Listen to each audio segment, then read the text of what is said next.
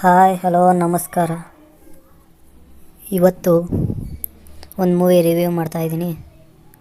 ಆ movie directed by Blessy ಅಂತ, ಮತ್ತು ಹೀರೋ ಆಗಿ ಪೃಥ್ವಿರಾಜ್ ಸುಕುಮಾರನ್ ಅಂತ. ಸಲಾರ್ ಫಿಲಮ್ ಹೀರೋ ಫ್ರೆಂಡ್ ಇರ್ತಾರಲ್ಲ, ಪ್ರಭಾಸ್ ಫ್ರೆಂಡ್, ಅವರು ಪೃಥ್ವಿರಾಜ್ ಸುಕುಮಾರನ್ ಹೀರೋ ಈ ಮೂವಿಯಲ್ಲಿ. ಆ್ಯಂಡ್ ಇವ್ರ ಹೆಸರು ಅಷ್ಟು ಬೇಕಿಲ್ಲ, ಆದರೂ ನಾನು ಮೆನ್ಷನ್ ಮಾಡ್ತಾಯಿದ್ದೀನಿ. KR ಗೋಕುಲ್ ಅಂತ. ಈ 3 ಜನ ವಂಡರ್ಸ್ ಕ್ರಿಯೇಟ್ ಮಾಡಿದ್ದಾರೆ. ನನ್ನ ಪ್ರಕಾರ ಇದು ಸಿನಿಮಾ ಅಂತ ಹೇಳ್ಬೋದು.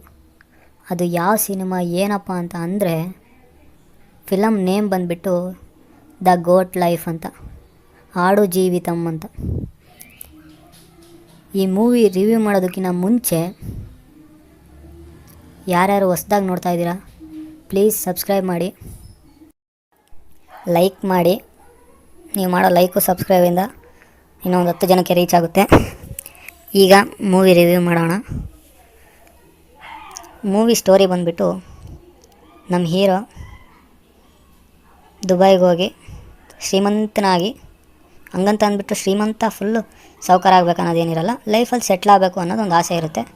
ಸೊ ದುಬೈಗೆ ಹೋಗಿ ಎಲ್ಲರೂ ಸೆಟ್ಲಾಗಿರೋದ್ರಿಂದ ಒಬ್ಬ ಏಜೆಂಟಿಂದ ದುಬೈಗೆ ಹೋಗ್ತಾರೆ. ಆದರೆ ಆ ಏಜೆಂಟ್ ಮೋಸ ಮಾಡಿಬಿಡ್ತಾನೆ. ಅವ್ರು ಅಲ್ಲಿ ಹೆಂಗೆ ಸಿಗೆ ಬಿದ್ದರು, ಅಲ್ಲಿಂದ ಆಚೆ ಯಾವ ಥರ ಬಂದರು, ವಾಪಸ್ ಮತ್ತೆ ಹೊಸ ಜೀವನನ ಸ್ಟಾರ್ಟ್ ಮಾಡೋದು ಅನ್ನೋದೇ ಈ ಮೂವಿ. ನಾನು ಈ ಮೂವಿ ಸಜೆಸ್ಟ್ ಮಾಡೋದಕ್ಕೆ ಒಂದೇ ಒಂದು ಕಾರಣ ಏನು ಅಂತಂದರೆ, ಡೆಡಿಕೇಶನ್. ನಮ್ಮ ಹೀರೋ ಒಬ್ಬರಿಗೆ ಅಲ್ಲ, ಸೈಡ್ ಕ್ಯಾರೆಕ್ಟರ್ಸ್ ಇರ್ತಾರೆ. ನಮ್ಮ ಹೀರೋ ಜೊತೆಗೆ ಇನ್ನೊಬ್ಬ ಸೈಡ್ ಆ್ಯಕ್ಟರ್ ಬಂದಿರ್ತಾನೆ, ಅವನು ಸಮೇತ ಹೋಗಿರ್ತಾನೆ ದುಬೈಗೆ. ಅವನ ಡೆಡಿಕೇಶನ್ ನೋಡಿಬಿಟ್ರೆ ನನಗೆ ಆಶ್ಚರ್ಯ ಆಗುತ್ತೆ.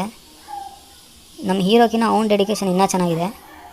ಈ movie story, screen play, direction ನಾನಂತೂ 5ಕ್ಕೆ 5 ಕೊಡ್ತೀನಿ.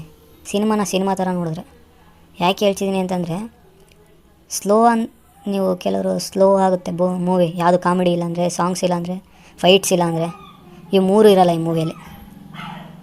ಬಟ್ ಇದು ಸಿನಿಮಾ.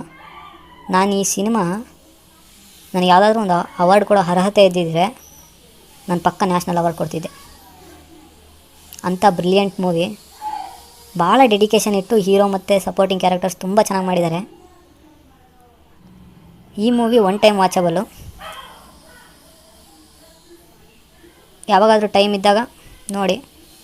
2 ಗಂಟೆ 44 ನಿಮಿಷ ಇರೋದು ಟೈಮಿಂಗ್ಸು. ಮೂವಿ ಬರೀ ಮಲಯಾಳಮಲ್ಲೇ ಇದೆಯಾ ಗುರು ಅಂದರೆ ಇಲ್ಲ, ಇದು ಕನ್ನಡದಲ್ಲೂ ಇದೆ. So please watch it once in a lifetime. Thank you for watching. ಮತ್ತೆ ಸಿಗೋಣ. ಬಾಯ್ ಬಾಯ್.